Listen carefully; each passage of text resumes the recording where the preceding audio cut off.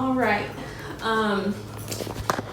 So, the night of June 9th, 1912, the Moores left their house around 8 p.m. to go up the street to their church. They returned home around 10 p.m. with two guests, their daughter, two friends over, Ina and Lena Stillinger. There's one bedroom down here. Are people on the porch? Yeah, there's a porch. Yeah. I was like, that's one of upstairs. Their daughter Catherine had two friends over, Ina and Lena Stillinger. There's one bedroom down here. That was Catherine. She let her two friends sleep in there. Catherine and the rest of the Moores slept upstairs. So the next morning, their neighbor Mary Peckham was outside doing chores around 5 a.m. She noticed that the Moores hadn't been out to do their chores yet, which was unusual. She waited around until 7 a.m., still no sign of the Moores, so she came over and knocked on the front door. No answer, went to open the door and realized that the door was locked. Back in the day, this was considered the outskirts of town, so no one locked their doors. She called a relative of the Moores. He came over with a spare key. They walked in, immediately saw the bodies that were down here in this bedroom. They called an officer. An officer came over, started to investigate. They found the Moore bodies upstairs. Everyone had been hit with the blunt end of the axe 20 to 30 times in the head.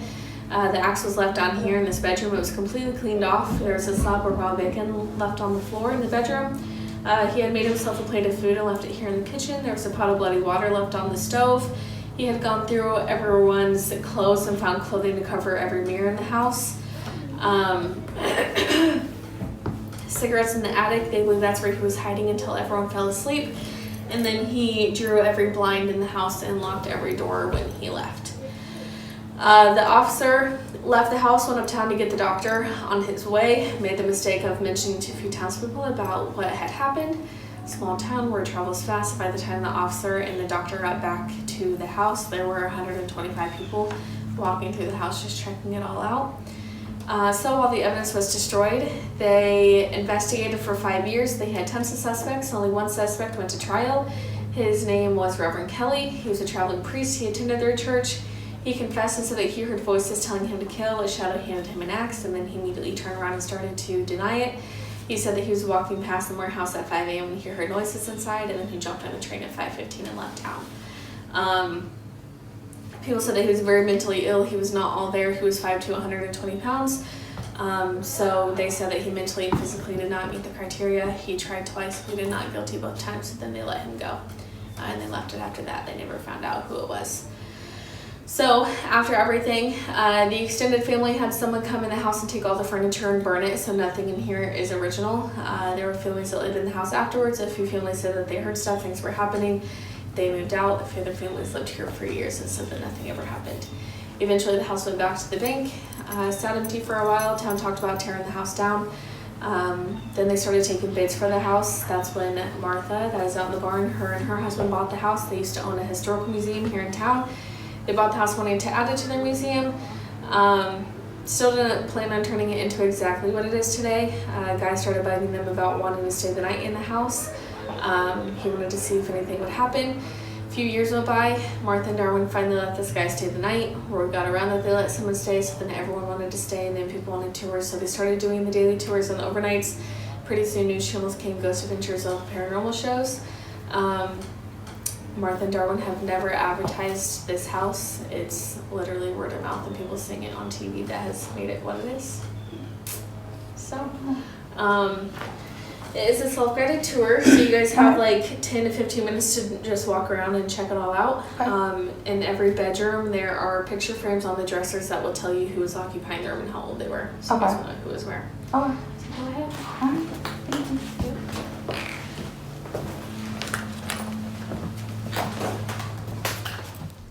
If you listen closely throughout this tour, you can hear the voices of the children who tragically lost their lives here on June 10th, 1912.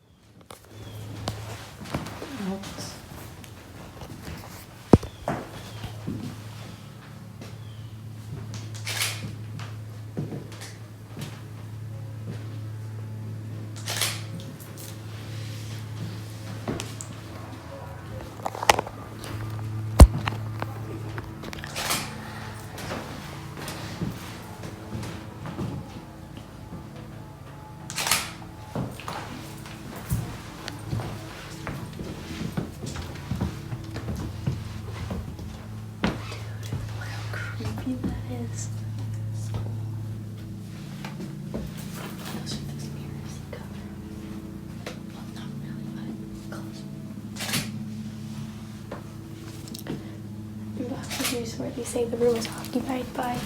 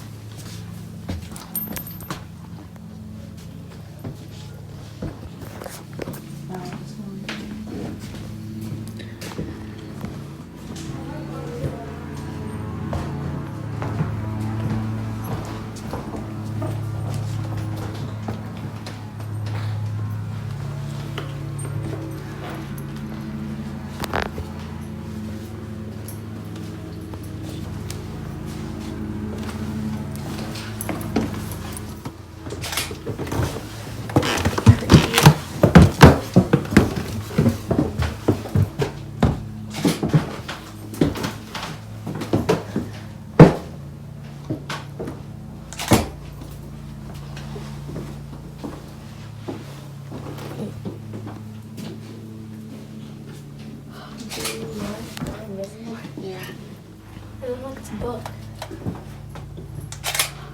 Look at old flower.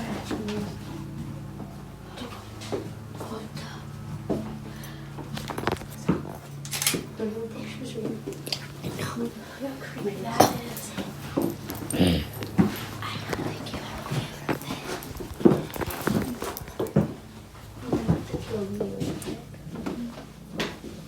There's a crib. Why is that door covered with ice?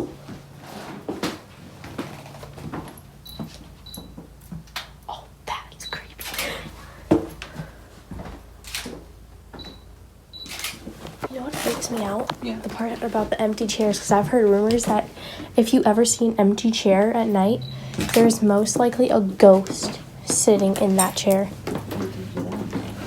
Guava juice. Oh, the floors make me worry. It'll be fine. I just have one more room. So who had this room? I don't know, but look at the torn up sheets. Oh, it's here. Torn up sheets. It's creepy. Dude. I want to go in there. Hold up. The empty chair, that's really freaky in here. But imagine, there was kids that used to play in there. Kinder was the first in. Are you on it? Mm. Here, switch over that way. Whoa. Hold up. It's really creepy. Wait for me, guys. I am waiting. Really creepy. Mom, he says do not sit in this rocking chair or the corner.